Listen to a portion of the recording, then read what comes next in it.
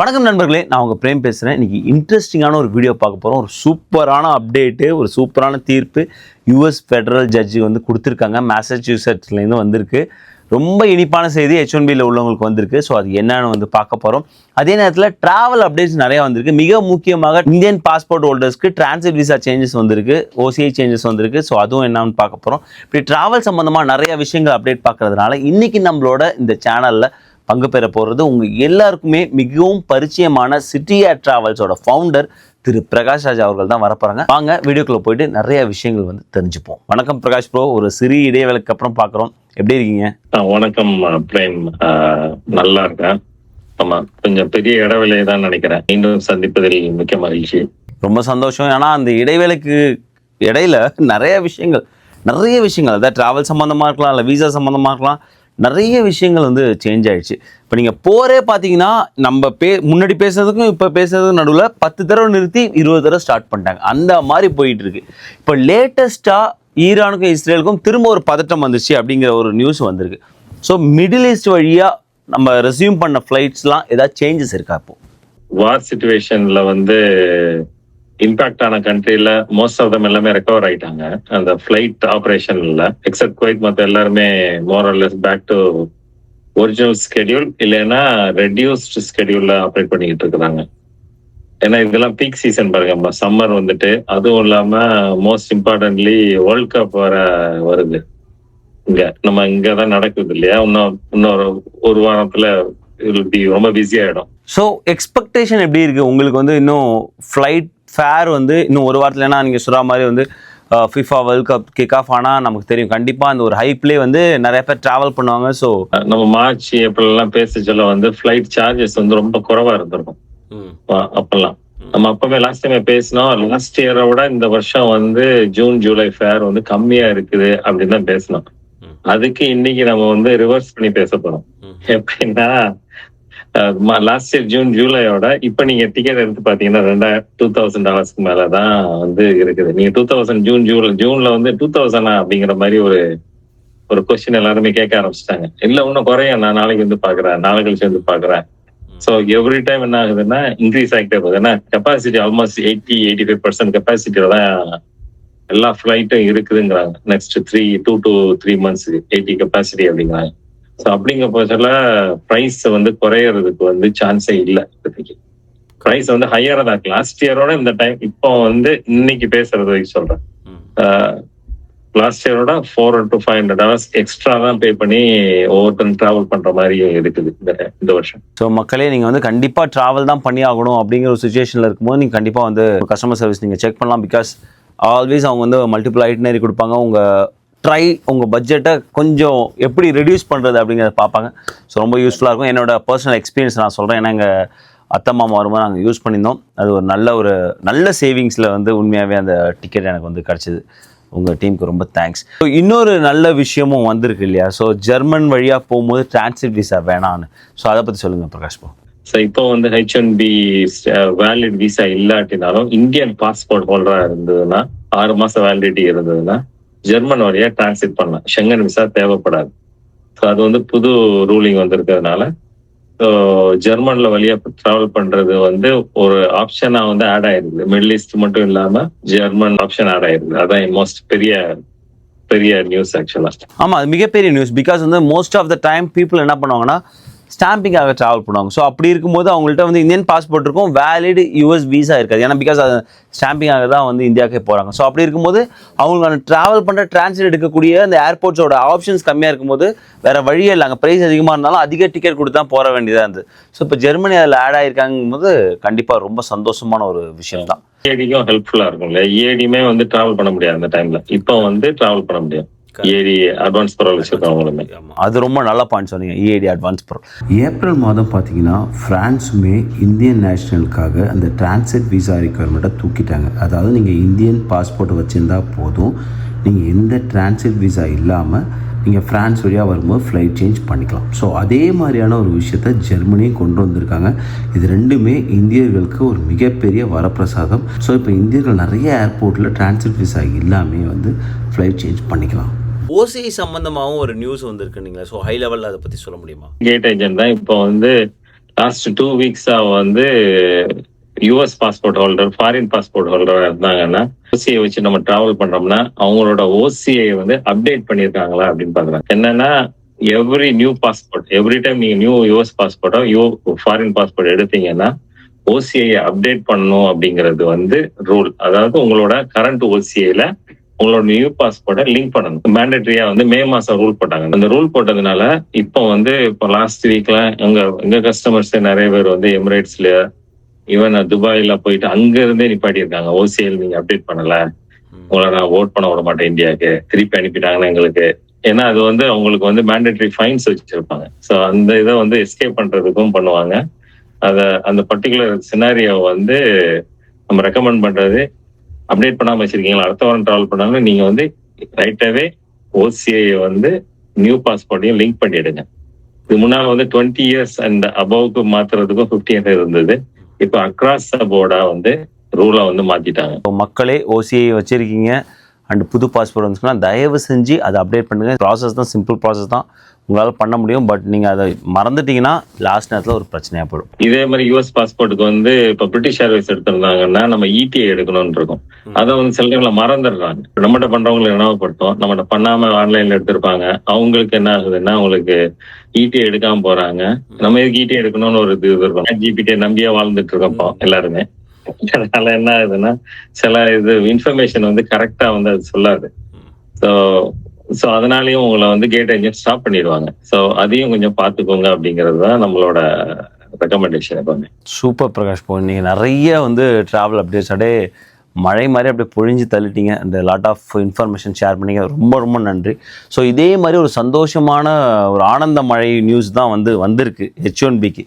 So பல பேருக்கு வந்து எனக்கு தெரிஞ்ச இந்தியாவில் பல பேர் எனக்கு இது சம்மந்தமாக வராத மெயிலே கிடையாது. அவ்வளோ மெயில் வந்து கேட்டிருப்பாங்க. அதாவது நிறைய கொரிஸ் கேட்டிருப்பாங்க, எங்களுக்கு 100K ஃபியூ உண்டா, எங்களுக்கு இல்லையா, நிறைய கொஷின்ஸ் வந்துட்டு இருந்துச்சு. ஸோ இதுக்கு எல்லாத்துக்கும் முடிவாக வந்து ஒரு ஃபெடரல் ஜட்ஜ்மெண்ட் வந்திருக்கு. ஸோ அதை பற்றியும் பார்ப்போம். இன்னைக்கு நம்ம டிஸ்ட்ரிக்ட் ஜட்ஜோட ரூலிங் பார்த்துருப்போம். இந்த 20 டெமோக்ராட்டிக் ஸ்டேட்ஸ்ல இருந்து அப்பீல் பண்ணியிருந்ததுக்கு. ஸோ அப்போ இந்த இது வந்து நல்ல பெரிய நியூஸ் இல்லையா? இதை வந்து நம்ம அடுத்து எப்படி ப்ரொசீட் பண்ணுவாங்க அப்படிங்கிறது பார்க்கணும் இல்லையா? கரெக்ட். ஸோ நீங்கள் சொன்ன மாதிரி 20 அட்டார்னி ஜெனரல் மிக முக்கியமாக டெமோக்ராட் ஸ்டேட்லேருந்து வந்து போட்டிருந்தாங்க. அது இன்றைக்கி தான் வந்து யூஎஸ் டிஸ்ட்ரிக்ட் ஜட்ஜு வந்து மேசச்சூசட்ஸ்லேருந்து வந்திருக்கு. அவங்க தெளிவாக சொல்லிட்டாங்க, இது வந்து பிரசிடெண்ட்டோட பவருக்கு உட்பட்டது கிடையாது. நீங்கள் என்ன தான் இப்போ 100K ஃபீ போடுறீங்க, அதாவது வந்து நீங்கள் H1B வெளிலேருந்து பண்ணிவிட்டு புது H1B நீங்கள் உள்ளே வரணும்னா $1,00,000 நீங்கள் கட்டணும் அப்படின்னு சொல்லிட்டு அது வந்து அந்த பேமெண்ட் ரெகுலேட்டரி பேமெண்ட் இல்லை வேறு ஏதோ ஒரு பேர் வைக்கிறீங்க. நீங்கள் என்ன பேர் வச்சாலும் அது டேக்ஸாக தான் கன்சிடர் பண்ணப்படும். நீங்கள் இப்படி ஒரு டேக்ஸ், அதாவது நீங்கள் H1B விசா வேணும்னா நீங்கள் ஒரு டேக்ஸ் போடுறீங்கன்னா இந்த டேக்ஸ் போடுவதற்கான உரிமை வந்து பிரசிடெண்ட்டோட பவருக்கு இல்லை. அது கண்டிப்பாக இரு அவைகளுக்கும் போய் காங்கிரஸோட அப்ரூவலோட தான் நடக்கணும் அப்படின்னு தெளிவாக சொல்லிட்டாங்க. ஸோ அதனால் நீங்கள் என்ன வேணாலும் இந்த 100K ஃபீக்கு பேர் வைங்க, ஆனால் என்னோட பார்வையில் அது ஒரு டேக்ஸாக தான் இருக்குது. இது as per the APA act பிரகாரம் இது வயலேட் பண்ணியிருக்கப்பட்டது. இது வந்து அதுக்கான அத்தாரிட்டி வந்து பிரசிடெண்ட்டை இல்லை, இது காங்கிரஸ்ட்டு தான் இருக்குது அப்படின்னு ஒரு போடா போட்டு இப்போ முடிச்சு விட்டாங்க. என்ன சொல்லியிருக்காங்கன்னா இது நேஷனல் வைட், அதாவது இந்த 100K ஃபீ வந்து ஒட்டுமொத்த யூஎஸ்ஏல எங்கேயுமே அப்ளை ஆகாது அப்படின்னு ஒரு முடிவு சொல்லியிருக்காங்க. முன்னால ஒரு ரூலிங் வந்திருந்தது இல்லையா, வேற ஒரு ஜட்ஜு வந்து பிரசிடென்ட்டோட அத்தாரிட்டி ஃபேவரா கொடுத்துருந்தாங்க இல்லையா? ஸோ அதுல இருந்து இது டிஃபர் ஆகுது. ஸோ இப்போ அதை எப்படி பார்க்கறது? கரெக்ட். ஸோ இது வந்து ஸ்பிளிட் டெசிஷன் சொல்றாங்க பிரகாஷ். போன டிசம்பர் 2025 யூஎஸ் இதே தான் யூஎஸ் டிஸ்ட்ரிக்ட் ஜட்ஜு வாஷிங்டன் டிசிலேருந்து ஒன்று கொடுக்குறாங்க. அது என்ன சொன்னாங்க, இந்த 100K ஃபீ வந்து பிரசிடென்ட்டோட பவருக்கு உட்பட்டு தான் செஞ்சுருக்காங்க. ஸோ எந்த வித மாற்றமும் இல்லைன்னு. ஸோ இப்போ 2 ஜட்ஜ்மெண்ட் வந்திருக்கு. ஃபர்ஸ்ட் ஜட்ஜ்மெண்ட் பிரசிடென்ட் அவர்களுக்கு ஃபேவராக வந்திருக்கு. இப்போ செகண்ட் ஜட்ஜ்மெண்ட் வந்திருக்கு, அவங்களுக்கு எகென்ஸ்டாக வந்திருக்கு. ஸோ இமீடியட்டாக வந்த ஜட்ஜ்மெண்ட்டை தான் அவங்க எடுப்பாங்க. அவங்களுக்கு எகென்ஸ்டாக வந்த ஜட்ஜ்மெண்ட் தான் இப்போ முறைப்படுத்தப்படும். அப்படின்னா அதுதான் அமலாக்கப்பட போகுது அப்படின்னு தெரியுது. இப்படி 2 டெசிஷன் வந்திருக்கு. இப்போ மூணாவதா நாளைக்கு இன்னொரு, ஏன்னா ஆல்மோஸ்ட் வந்து 96 ஃபெடரல் டிஸ்ட்ரிக்ட் ஜட்ஜஸ் இருக்காங்கன்னு நினைக்கிறேன். நாளைக்கு இன்னொரு ஜட்ஜஸ் வந்துட்டு, அதாவது வந்து டெக்சாஸ்ல ஃப்ளாரிடால இவங்களுக்கு ஆதரவா ரெட் ஸ்டேட் தானே இல்லையா? ஸோ பிரசிடென்ட் ஆதரவா இல்லை இது செல்லும் பிரசிடென்ட் பவருக்கு உட்பட்டு தான் செய்கிறாங்கன்னு சொன்னால் கூட இதை ஓவர்ரூல் பண்ண முடியவே முடியாது. பிகாஸ் அந்த எல்லா ஜட்ஜுக்கும் சேம் பவர் இருக்குது. இந்த டெசிஷனை ஓவர்ரூல் பண்ணும். அதாவது பிரசிடென்ட்டுக்கு பவர் இருக்குப்பா, அவர் செஞ்சது கரெக்டுனா மேல்கோர்ட் மட்டும்தான் அதை வந்து அப்பீல் பண்ண முடியும். ஸோ கவர்மெண்ட்டுக்கு வேற வழியே இல்லை. அவங்க மேல்கோர்ட்டுக்கு போயிட்டு அப்பீல் போட்டு இந்த ஜட்ஜி சொன்ன ஜட்ஜ்மெண்ட் தப்பு, பிரசிடென்ட்டுக்கான பவர் இருக்குது, 100K ஃபீ அது உறுதி செய்யப்பட்டால் மட்டும்தான் 100K ஃபீ வரும்.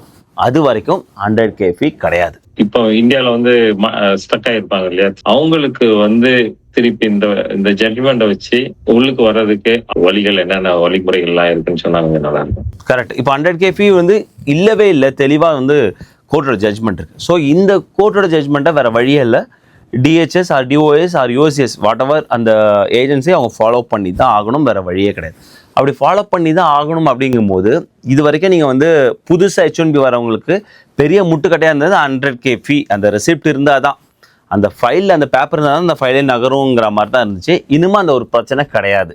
அதாவது இனிமேனா எது வரைக்கும் சொல்கிறேன்னா, ஒருவேளை மேல்கோர்ட் வந்து இல்லை பிரசிடென்ட்டுக்கு வந்து அந்த அதிகாரம் இருக்குன்னா திரும்ப பிரச்சனை தான். அது வரைக்கும் பிரச்சனை கிடையாது. ஸோ இந்த ஒரு டைம் கிடைச்சிருக்கிறது யூஸ் பண்ணிங்க. சப்போஸ் நீங்கள் வந்து இந்த மாதிரி இந்த 100K ஃபீங்கிற ஒரே காரணத்தினால தான் உங்கள் எம்ப்ளாயர் உங்கள் ஃபைலை மூவ் பண்ணாமல் இருந்தாங்கன்னா தயவு செஞ்சு இன்றைக்கே வந்து அதுக்கான ஸ்டெப் அவங்க எடுக்க சொல்லுங்க. பிகாஸ் இது எவ்வளோ நாளில் வந்து அவங்க மேல்முறையீட்டு பண்ணி தீர்ப்பு வரும்னா நமக்கு தெரியாது. பட் அது வரைக்குமான உங்களுக்கு ஒரு நல்ல டைம் கிடச்சிருக்கிறதா யோசிச்சிங்க. ஸோ ஃபாஸ்ட்டாக வந்து நீங்கள் மூவ் பண்ணிவிட்டு, ஏன்னா பிகாஸ் இன்டர்வியூ தான் அடுத்த ஒரு பிரச்சனை பிரகாஷ். இப்போ ஆல்ரெடி வந்து உங்களுக்கு வந்து H1B ஸ்டாம்பிங் இருக்குது. பட் நான் புது எம்ப்ளாயர்கிட்ட போகிறேன், புது H1B போகிறேன், அது இன்னும் அப்ரூவ் ஆகலைன்னா இந்த ஃபீ தூக்கியிருக்காங்க. ஸோ நம்ம அப்ரூவ் வாங்கிட்டு அது பிரச்சனை கிடையாது. பட் எனக்கு ஸ்டாம்பிங்கே இல்லைப்பா, திரும்ப ஸ்டாம்பிங்கை வாங்கணும்னா அங்கே தான் கொஞ்சம் ஒரு டிலே ஏற்படும் ஸ்டாம்பிங் வாங்குறது. பட் நல்ல நியூஸ், இப்போதைக்கு பெரும் முட்டுக்கட்டையாக இருந்தால் 100K தூக்கியிருக்காங்க. இது எவ்வளோ நாள் வந்து திரும்ப அப்பீலுக்கு போய் திரும்ப கொண்டு வருவாங்கன்னு நமக்கு தெரியாது. பட் அவ்வளோ நாள் உங்களுக்கு ஒரு நல்ல விஷயமா நினச்சிக்கிட்டு ஃபாஸ்ட்டாக மூவ் பண்ணுங்க. இப்போ ஏற்கனவே இந்த ஏப்ரல்ல H1B ப்ராசஸ் பண்ணியிருப்பாங்கல்ல புதுசா, அதுல 100K அந்த இதெல்லாம் பே பண்ணி தான் ப்ராசஸ் பண்ணியிருப்பாங்க. அவங்களோட ஃபீயை வந்து ரீஃபண்ட் பண்ணுவாங்களா ஒண்ணு. அடுத்து இது வந்து இப்போ பெரிய கம்பெனிஸ் பண்ணியிருந்தாங்கன்னா அவங்களே வந்து ஃபண்டை கொடுத்து பண்ணியிருப்பாங்க. சில இந்த கன்சல்டன்ட்ல இருக்கிறவங்க என்ன பண்ணுவாங்கன்னா நம்மளே வந்து காசு கொடுத்து பண்ற மாதிரி வச்சிருப்பாங்க. ஸோ இதே மாதிரி சிச்சுவேஷன்ல அவங்களோட காசு வந்து திருப்பி மணி வந்து திருப்பி கிடைக்குமா அப்படிங்கிறது வந்து ஒரு கேள்வி எனக்கு இருக்குது. 100% இது வந்து ரீஃபண்ட் பண்ணி தான் ஆகணும். ஒருவேளை வந்து மேல்கோர்ட்டுமே வந்து இவர்களுக்கு சாதகமாக, அதாவது US ஃபெடரல் ஜட்ஜுக்கு சாதகமாக இல்லை, அதுக்கான அதிகாரம் பிரசிடென்ட் அவர்கள்ட்ட இல்லைன்னு ஒரு ஜட்ஜ்மெண்ட் வரும்போது வேற வழியே இல்லை, அவங்க திருப்பி கொடுத்தாகணும். அதாவது வாங்கின 100K, இப்போ வந்து நீங்கள் கேட்டது நல்ல கேள்வி. ஏன்னா இப்போ ஏப்ரலில் நிறைய பேர் 100K கொடுத்துருக்காங்களாம். நிறைய கம்பெனிஸ் ஆர் இண்டிவிஜுவல்ஸ் யாரோ வந்து கொடுத்துருக்காங்க, 100K கொடுத்து ப்ராசஸ் பண்ணியிருக்காங்க. அப்போ அவங்களுக்கு எல்லாமே ரீஃபண்ட் பண்ணியே தான் ஆகணும் அப்படின்னு சொல்லியிருக்காங்க. ஏன் வந்து தெளிவாக வந்து இவ்வளோ வந்து ஸ்ட்ராங்காக ஒரு ஜட்ஜ்மெண்ட் வந்து சொல்கிறாங்கன்னா, இப்போ நம்ம எல்லாருக்குமே தெரியும் குளோபல் டேரிஃப்ஸை வந்து சுப்ரீம் கோர்ட்டே வந்து இதற்கான அதிகாரம் பிரசிடென்ட் அவர்களுக்கு இல்லை. பிகாஸ் இதுவும் ஒரு டேக்ஸ் தான். அப்படி நீங்கள் வந்து எல்லா நாட்டுக்கும் டேக்ஸ் போட்டு அதோட பொருளை உள்ளே கொண்டு வரணும்னா நீங்கள் காங்கிரஸ் வழியாக வாங்க அப்படின்னு வந்து நம்ம எல்லாருமே பார்த்தோம். உடனே வந்து பிரசிடென்ட் அவர்கள் வந்து அதுக்கு மேலே வந்து ஒரு 10% ஒரு ஏதோ டேரிஃப் போட்டு அந்த கதையெல்லாம் பார்த்தோம். ஸோ அதனால் இது இப்படி ஒரு ஸ்ட்ராங் தீர்ப்பு வந்து சுப்ரீம் கோர்ட்லேருந்து வந்ததுனால அதை மேற்கோள் காட்டியே வந்து ஃபெடரல் ஜட்ஜ் அவர்கள் வந்து சொல்கிறாங்க. ஸோ அதனால் இன்னும் கொஞ்சம் இந்த கேஸுக்கு வந்து ஒரு ஸ்ட்ராங்கான நிறைய வந்து அடிஷ்னல் ஃபேக்ட்ஸ் இருக்குது நமக்கு. இன்னும் மேல்கோர்ட்டு போகும்போதும் பிரசிடென்ட்டோட ப்ரொக்ளமேஷன் ஆர்டருக்கு எதிராக வர்றதுக்கு வாய்ப்பு இருக்குது. ஸோ 100K ஃபீயை தூக்குறதுக்கான வாய்ப்பு நிறையா இருக்குது அப்படின்னு வந்து தெரிய வருது. ஸோ அதனால் யார் யாருக்கெல்லாம் இது வரைக்கும் வாங்கியிருக்காங்களோ, ஒருவேளை சுப்ரீம் கோர்ட் வரைக்கும் போயிட்டு அந்த 100K ஃபீ தூக்கிட்டாங்கன்னா எல்லாருக்கும் ரீஃபண்ட் பண்ணி தான் ஆகணும், வேறு வழியே கிடையாது. 100K ஃபீ வந்து கொடுக்க முடியாதனால நிறையா நமக்கு ஹெல்த் கேர் சிஸ்டம்லையும் நிறைய ரிசர்ச் அண்ட் டெவலப்மெண்ட்லையும் நிறையா மக்கள் உள்ளே வர முடியல அப்படிலாம் வந்து வாதத்தை வந்து தெரிவிச்சிருந்தாங்க. ஸோ இதெல்லாம் வந்து ரொம்ப ஸ்ட்ராங்கான வாதமாக இருந்ததுனால இந்த மாதிரி ஒரு ரிசல்ட் வந்துருக்கு. நாளைக்கு பிரசிடென்ட் அவர்கள் வந்து இல்லை நீங்கள் எப்படி தடுக்கலான்னு இன்னொரு இதே மாதிரி ஒரு ப்ரொக்ளமேஷன் ஆர்டர் போட்டு 100K ஃபீல 75K கொடுக்கணும் அப்படின்னு சொன்னாலுமே நிற்காது. உடனே வந்து ஃபெடரல் கோர்ட்டில் ஸ்டே வாங்கிடுவாங்க. பிகாஸ் ஆல்ரெடி அவங்களுக்கான ஒரு ஸ்ட்ராங் தீர்ப்பு இருக்குது. இந்த தீர்ப்பை ஓவர் ரைட் பண்ணணும்னா மேல்கோர்ட்டால் மட்டும்தான் முடியும். ஸோ அது வரைக்கும் நம்ம வெயிட் பண்ணோம் மேல்கோர்ட் எந்த மாதிரியான டெசிஷன் கொடுக்குறாங்கன்னு. ஸோ அதற்கு முன்பாக வேற ஒரு டிஸ்ட்ரிக்ட் கோர்ட் வந்து பிரசிடென்ட்டுக்கு சாதகமாக கொடுத்தாலோ இல்லை பிரசிடென்ட் அவர்கள் பவர் யூஸ் பண்ணி இன்னொரு 75Kயோ இல்லை 50K ஃபீ போட்டாலுமே நிற்காது.